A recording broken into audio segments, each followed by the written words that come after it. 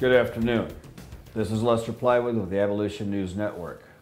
Today is March 9th of 1841, and the Supreme Court has just announced that they have decided 6-1 to free the 19 remaining slaves on the slave ship Amistad, a day that will be remembered in history as a good day. And we also have the leader who helped kidnap this slave ship. The slave's name is Joseph Cinqué. Please welcome Mr. Cinqué now. Sir, how are you? How you doing, Mr. Driftwood? It's Plywood, sir. Oh, okay. Plywood. You have an interesting picture here. Oh, this is actually the emblem made by the Committee to Abolish Slavery. Oh, they have a committee now? Yes. Well, actually, it started in 1791. Oh, yeah. Amazing. Amazing. Have a seat. Okay. So, we'll get right down to it because we already know the end here. Tell us about how you became a slave. Mr. Plywood, we were kidnapped. Oh, sorry. We were kidnapped by Portuguese pirate slave traders. They kidnapped us from our hometown of Sierra Leone. They put us on a ship called the Cinqué. It sailed to a place called Cuba. Only 54 of us survived the trip. They threw the sick and the dying overboard. Oh. So they weren't very kind to their own passengers. I'm afraid not.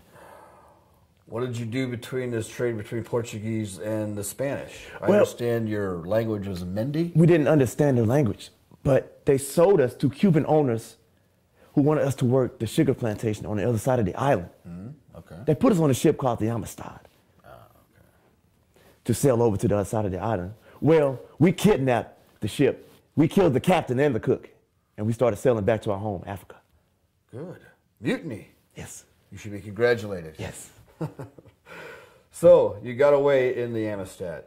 How did you wind up in New York? Well, they tricked us.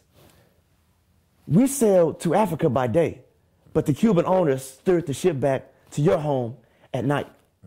We were picked up in Long Island, New York by your U.S. Navy. Okay. So now, did you think you were Spanish property? No. The King of Spain declared that any kidnapped slaves who touch a Spanish port are free. But that was 2 years. Cuba didn't find out. So for 2 years, we sat in a jail. Right. So you know we don't have any kind of trade with a treaty with Spanish to return slaves anymore. Right. Okay. All right. Sounds like rot in jail. Yeah. Did you and your people here specialize? Did you know we had people that specialize in freeing slaves? You call them abolitionists. That's correct. Yes, you have a head abolitionist in New York, Yeah. Lewis Tappan.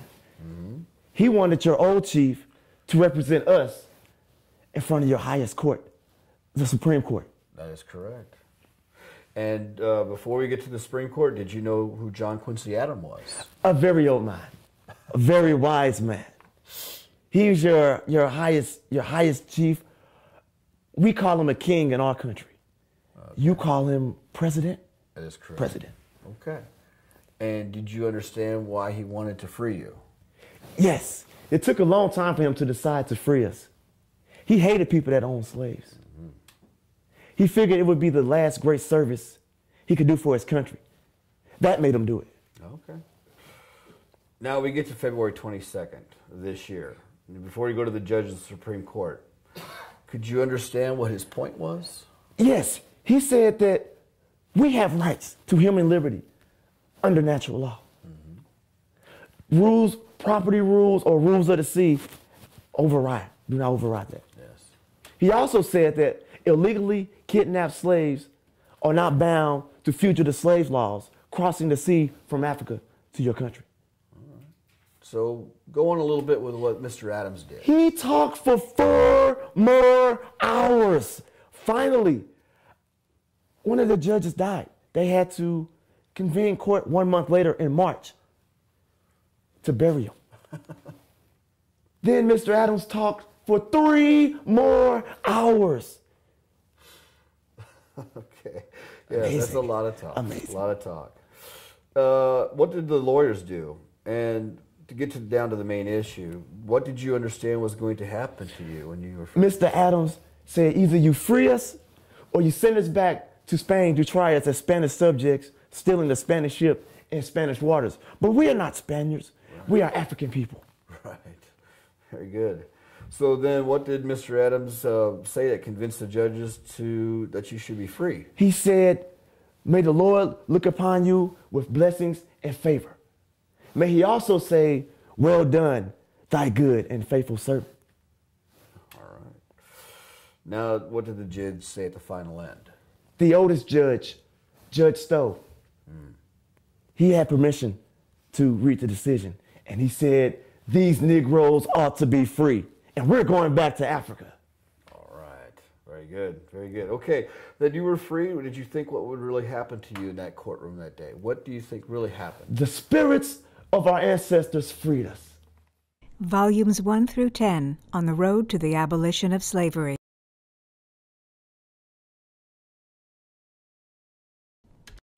Volumes 1 and 2. Introduction on the road to the abolition of slavery. Slavery explained in the words, writing, and songs of contemporary politicians, abolitionists, slaves, pro-slavery advocates, and others.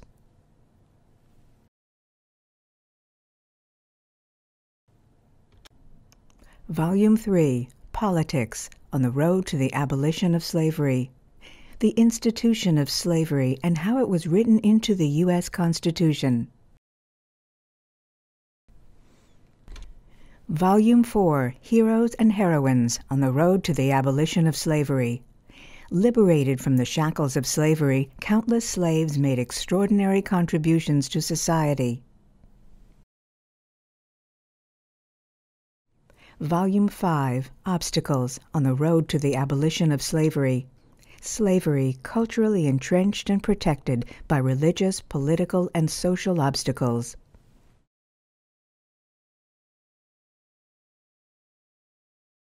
Volume 6. Martyrs on the Road to the Abolition of Slavery.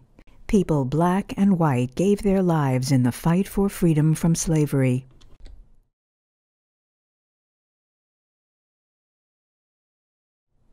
Volume 7. Kidnappers and Justice on the Road to the Abolition of Slavery. The law protected slavery, and the scales of justice were in favor of the slave owners.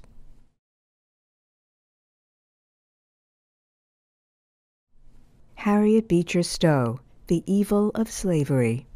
Stowe reveals the people and the conditions that inspired her explosive novel about slavery and life in the South. Volume 8. The Legacy of What Slavery Left Behind. War-ravaged people struggle to rebuild their society and come to terms with the repercussion of slavery after the Civil War.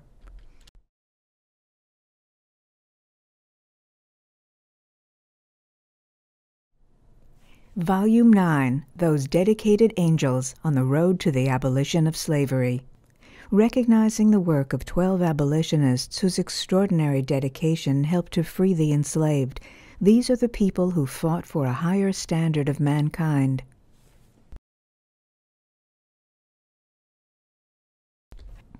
Volume 10, coming soon, summer 2013.